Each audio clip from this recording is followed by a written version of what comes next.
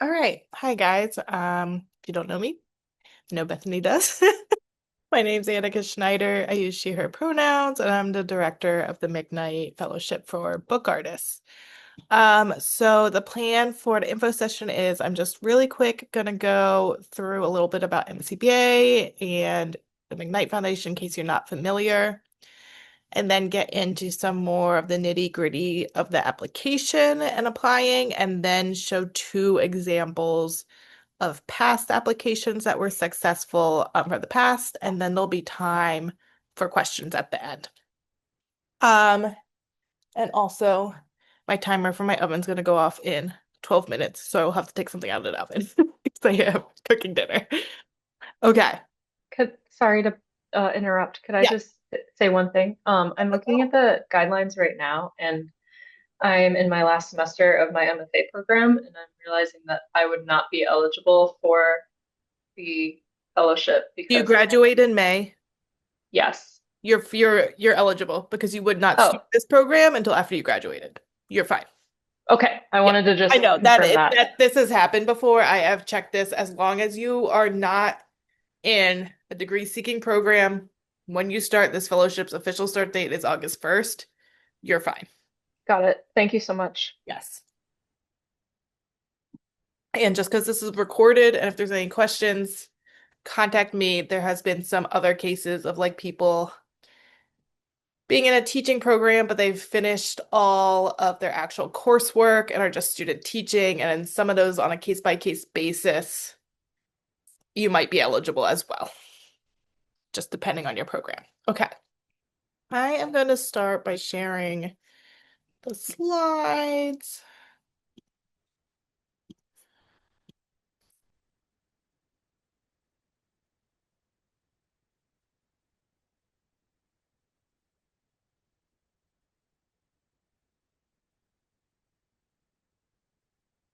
Okay. So this is the info session for the 2026 McKnight Fellowship for Book Artists. Just a little bit about MCBA. MCBA is the largest book arts center of its kind, celebrating the book as dynamic. It's a dynamic contemporary art form that takes many shapes, and we have studios with specialized equipment, and many different opportunities, workshops, and other programs, and this is one of them. We are located in the Open Book Building on Washington Avenue in Minneapolis.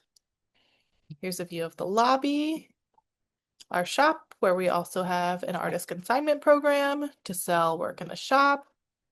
Our main gallery, which is where McKnight Fellows have a group exhibition. The group exhibition for this coming fellowship year, 2026, would not be until 2029. So a while from there, because we do the exhibitions for McKnight Fellows every other year with groups of four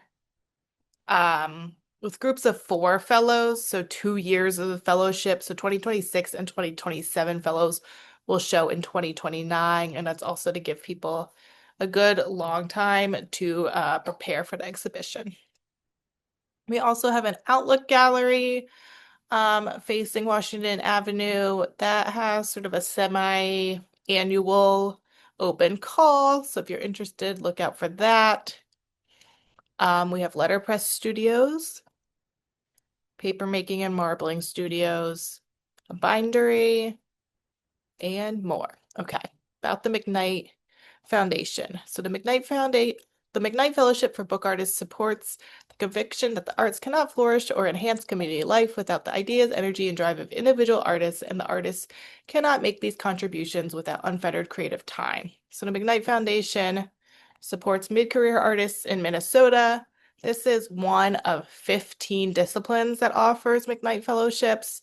I'll talk a little bit more about that later in the info session.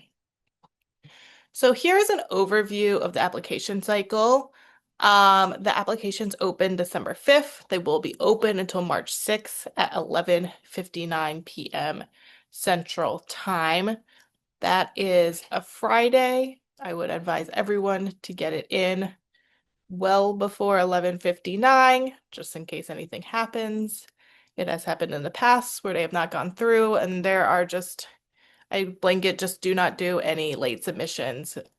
It's just based on fairness and everything else. I cannot accept late submissions. And then, just of note, since it's a Friday, office, my time during the day to help people will end at 5 p.m. So if you are also working at it after the workday on Friday evening, I will not be available for last second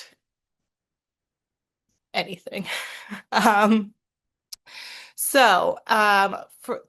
there are two rounds basically. So the first round, you have your submittable application. I'll go through more on what those materials look like. After March 6th, those submittable applications are looked at virtually by a panel of 3 jurors.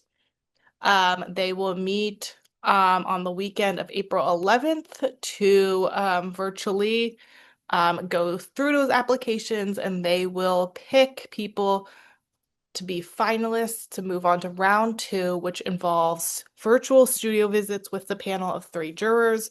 Those virtual studio visits um, will happen May 2nd and May 3rd, which is our Saturday and Sunday. If you are out of the country or something else, May 2nd and May 3rd. Do not think this completely disqualifies you. There have been a few cases where we have made other things work. So I would say go ahead and apply and contact me about any of those conflicts. And then Monday, May 4th, finalists are all notified of their status. You will know whether or not you receive the fellowship on May 4th. And then May 29th, recipients are announced to the public. The fellowship period, the official fellowship year is August 1st, 2026 through July 31st, 2027. That's the official fellowship year. There are things like the exhibition that happen beyond the fellowship period. So it is a 1 year, officially a 1 year fellowship, but it kind of spans much more than just the calendar year. Okay. So the McKnight Fellowships for book artists are for mid-career book artists living in Minnesota for at least 1 year prior to the application deadline. You have to have a year of residency in Minnesota. Artists whose work falls within a book arts context. Artists who are over the age of 18, and artists who are willing to participate in all aspects of the fellowship program, including studio visits, a public panel, and meetings with MCBA staff. Um, it is also for artists who are not related to staff or board of the McKnight Foundation or MCBA. That would disqualify you. So artists who have also not received a McKnight Fellowship for the previous 5 years in any discipline. So if you received a fellowship for visual artists through MCAD in 2021, you are not eligible to apply for McKnight Fellowships in any discipline this year. It is for non-students, so you cannot be enrolled in a degree-seeking program, and you can only apply for one McKnight Fellowship per year. So although there are fellowships in 15 different disciplines, you can only pick one to apply to each year. So if you applied to High Points Fellowship this year for printmakers, you cannot also apply to MCBAs. You can switch around per year if you are multi or interdisciplinary, but you have to pick one per year to apply to. Okay, so the two McKnight Fellowship for Book Artists receive an unrestricted $25,000 award.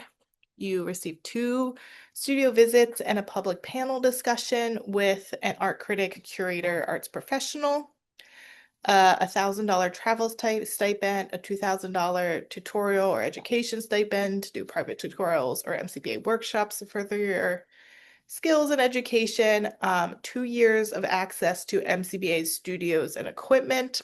So that is one of the things that is beyond the 1 year of the official fellowship.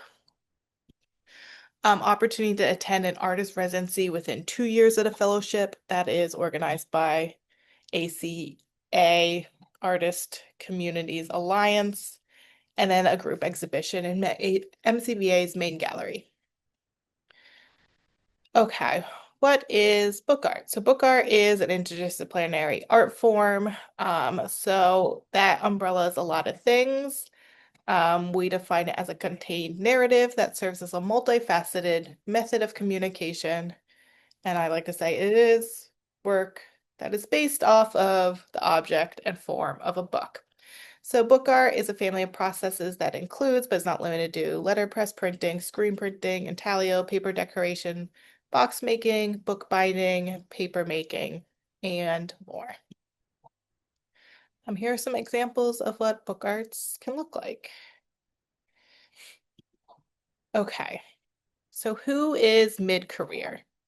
Mid-career artists have at least 8 years of professional experience, preferably in group and solo shows, but they could look like a variety of things to sort of show 8 years of sustained experience in book arts. Mid-career artists demonstrate a sustained level of accomplishment, commitment, and excellence in their work. Exhibitions undertaken as part of a degree-seeking program at an institution of higher learning will not be considered, such as like a senior thesis exhibition or a juried student show. If you have examples of opportunities and exhibitions while you were a student that aren't part of the institution and like granted because you were a student at the institution, those can certainly qualify. So McKnight Artist Fellowships are also not a lifetime achievement award and are not about the age of the applicant. Rather, these fellowships are a recognition of the recipient's significant body of work, creative achievement, and their sustained contribution to their artistic field and to Minnesota's arts ecosystem. Okay, so proof of Minnesota residency. So applicants must have lived in the state of Minnesota for 1 year prior to the application deadline, so from March 6, 2025. Proof of residency can look like a driver's license, Minnesota ID card, utility bill in the applicant's name, lease or tribal ID. Just make sure it is dated before March 6, 2025. So not your most recent utility bill. If you have had um a license replacement in the last year. Oh, just wait a second. Let me take this out of the oven. Uh,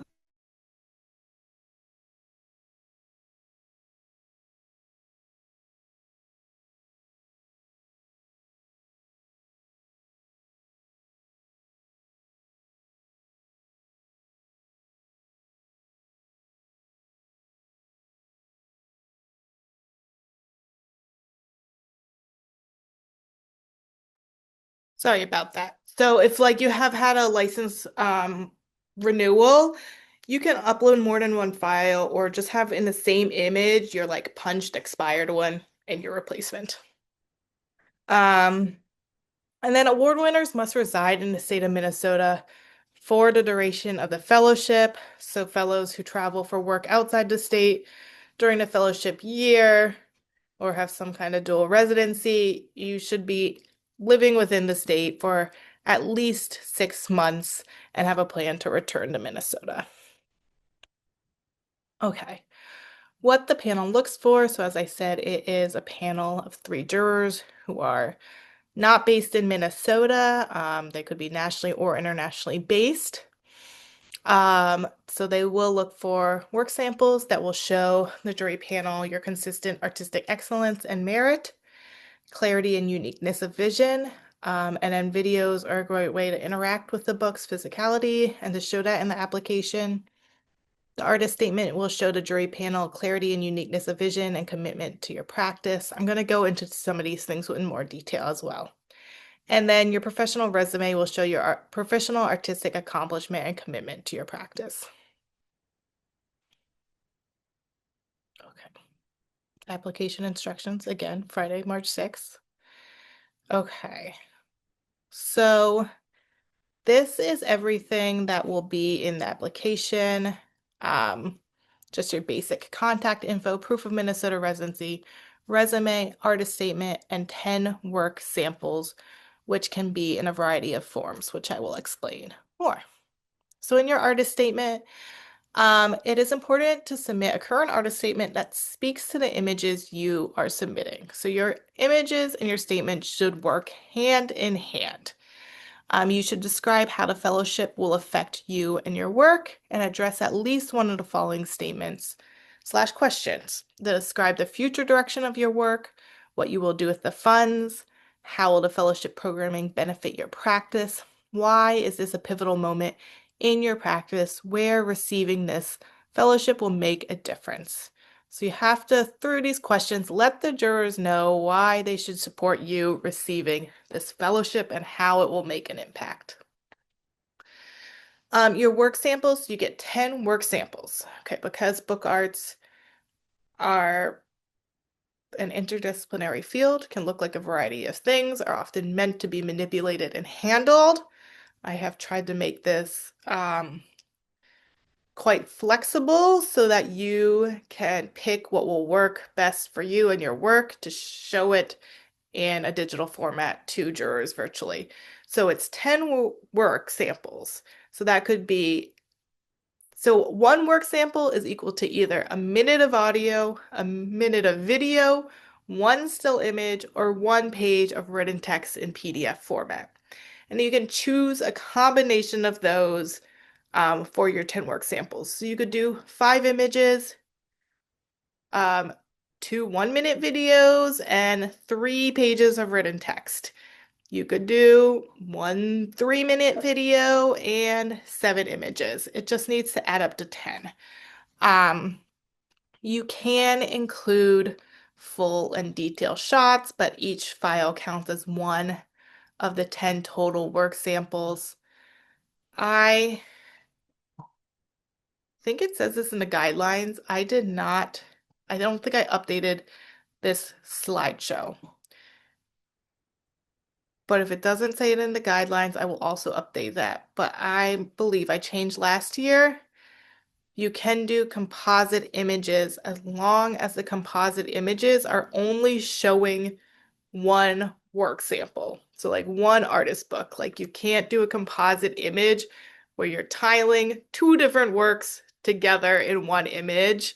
Um, I hope that makes sense. Let me know if it doesn't, and I will elaborate. That does make sense, but I did read in the document it does say no composite. Okay, I will change that. Maybe I change that in the submittable in the actual application. I'll change that Okay. on the guidelines and update that because it came up last year and I know I at least verbally told applicants last year that they could, as Okay. long as it was one piece. Yeah. Yeah. Okay. Thank you. Okay. Yep. I will try to note that on the website and in the submittable application that that's been updated. Okay. So to apply, you apply through submittable, you make a free account.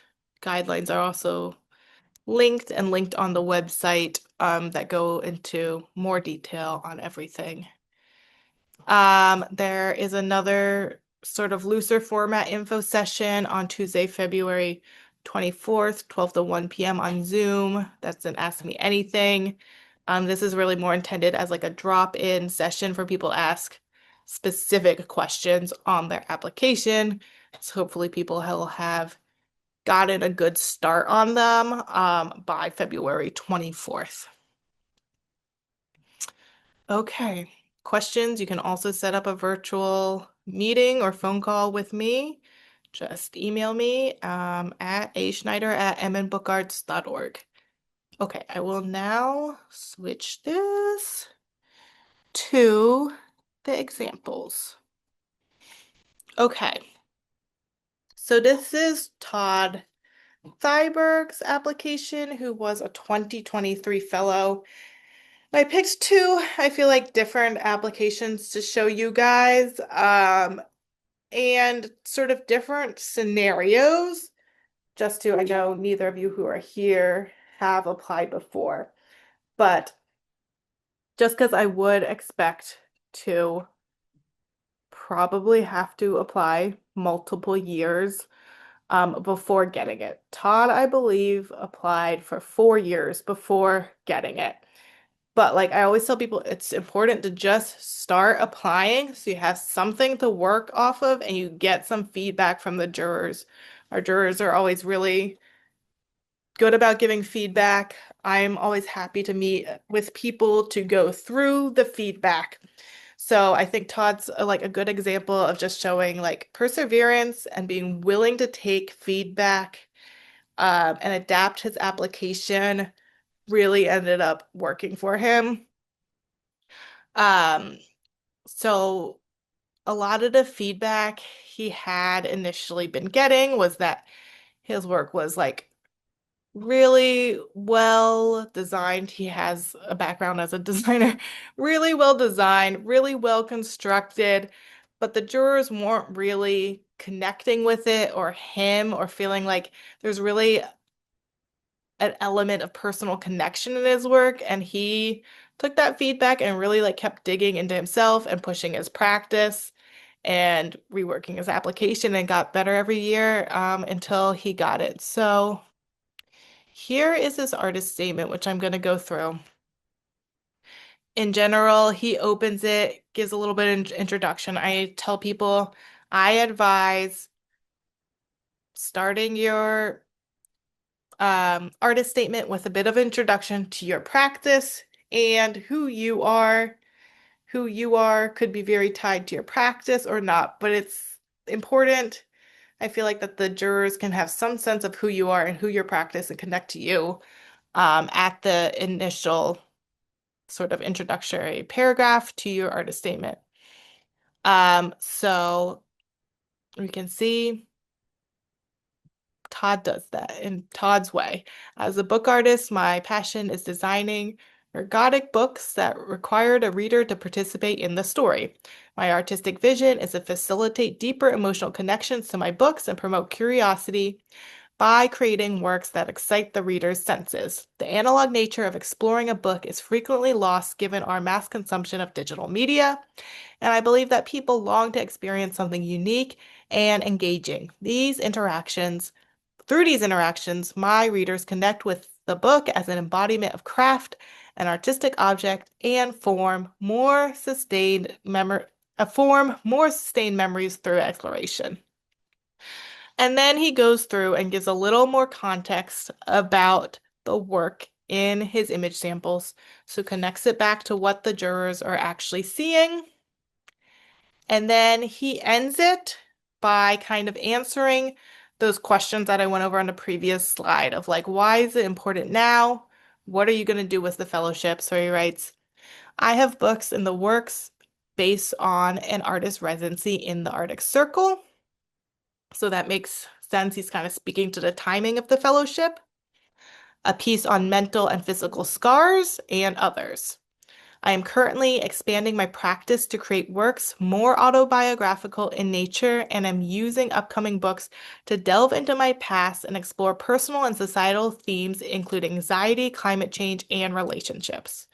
So I think this is good because he is saying there is going to be a change, a pivot in his work. They're going to be more autobiographical. Jurors want to support growth. They want to support you doing something different that you maybe you wouldn't be able to do with a fellowship. They want to help you get to that next stage in your practice. So if you can show what that might look like, what that is for you, get that in your artist statement. In these works, I am experimenting with less traditional narrative structures and pushing the boundaries of how I use type and image. The fellowship would provide me with a significant time to write and pursue avenues of deeper emotional connection through narrative development and structural interactivity with the reader. I would access MCBA's extensive type collection and larger Vandercook Press for projects currently in developmental stages. Funding from the fellowship would allow me to pursue these full-time and attend more book fairs and meet collectors in the coming year. So also speaking to what he's going to do with the access at MCBA and what he's going to do with the funds. You can see it doesn't have to be super detailed, but you have to give them enough that they kind of have a vision for what this fellowship is going to look like for you. Okay, that is Todd's artist statement. I did not exactly go over that. This looks different for the application now because instead of uploading another document, you just have text boxes to fill in all the didactic information for each of your work samples. I changed that because I felt like it was easier than you formatting a whole nother document and uploading it. But there is 100 words of additional info about the work samples that you can include in that. I encourage everybody to use that. If it could go in those 100 words, don't put that in your artist statement. Save yourself space in the artist statement since it is only 500 words. So if it is something really specific about a piece, put it in that the additional 100 words there. Okay. All right. So I'm going to go through Todd's images. You can see he has a mix of detailed shots and the full piece, but I also want all applicants to think about the number of bodies of work or project that they're showing to jurors. I tend to advise people that more is not always better. You have 10 work samples, but I do not advise people to show 10 different projects or bodies of work. You want it to be somewhat cohesive. I think 4 to 6 bodies of work is actually the sweet spot. So you can see, let's count what Todd's were. Okay, so he has the airship. I think that's 2 images. The Miskatonic papers. Another 3 images. This piece. 2020 dumpster fire.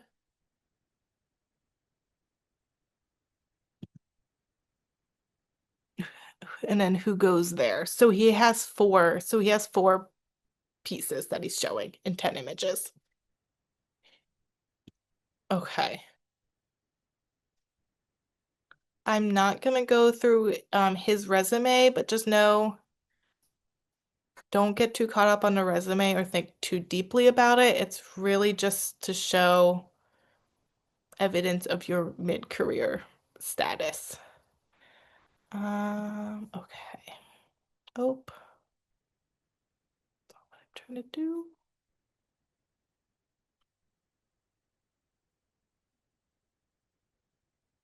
Bars are my way. Okay. The second example I am showing is Wenli Chen's, who's one of our 2024 fellows. I will show you, let's start with her image samples this time. So this piece,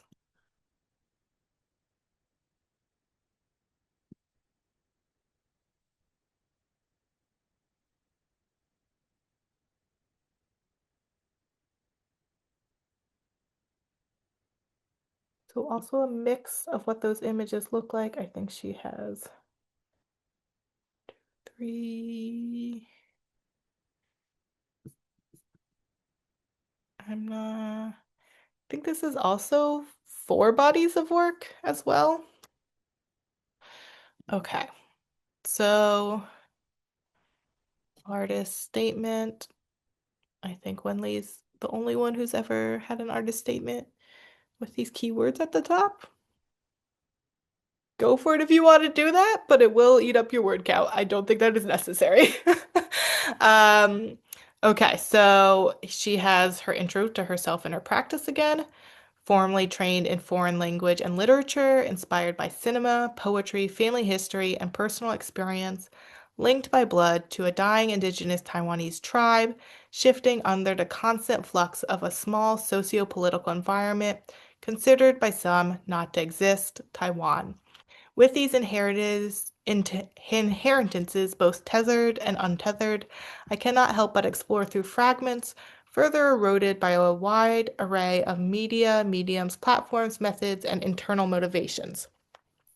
For to cross and cross-disciplinary is the only way I know how to express the feeling of being lost in ongoing intergenerational conflicts, to the confusion/conservation of identity and the loss of persistent anchors to memory and facing questions of authenticity itself. Okay, and then she jumps in to what she was going to do if awarded this fellowship. Um, So she says more experimental in respect to the broadness of an interdisciplinary application of mediums and methods of display. So that she's going to be more experimental. That she wants to grow her technical capabilities and then explain some professional development of using the travel funding to go to Taiwan to study fiber/paper making with Kavalans, that's her tribe in Taiwan, craft and curate and collect archival and historical materials to make sequential art. So I think that gives a pretty good view of what she's doing with the funds and her fellowship time. But she continues on explaining about what she's going to do with the funding and then how she's going to use the studios at MCBA, specifically letterpress and access to screen printing. I think people tend to be successful when they're pretty specific as to like how they're going to use the MCBA studios. Jurors tend to like that. If there is anything you can say that you will be specifically using or doing in the studios, that tends to pique the jurors' interests. And then she explains how she feels like she's in a pivotal moment in her practice. Um, Strained as it is by social and economic statuses, keeping her from becoming a full-time artist, not to mention a barrier of language and cultural norms. If I receive this important support, I can devote myself to art making, building up an art community that has been strained by the global pandemic and art education for the public. So her statement focuses a lot on what she's going to do with the fellowship in compared to Todd's. So both can be successful. I would sort of try to find like a mid happy place between the two. And say anything in specific as like timing as to why it's important. Like I've had people say to me in the past, like, oh, well, like I really just wanted this fellowship because like I've been adjuncting at 5 different places and I don't have time to work on my practice. And I'm like, well, then you needed to say that. You needed to put that in writing in your artist statement and just say that and let the jurors know. Um, that has historically worked and made the jurors sympathetic to your application. So anything I think that's like honest and real as to like why you really see yourself needing this fellowship, it is okay to put that in your statement. Okay.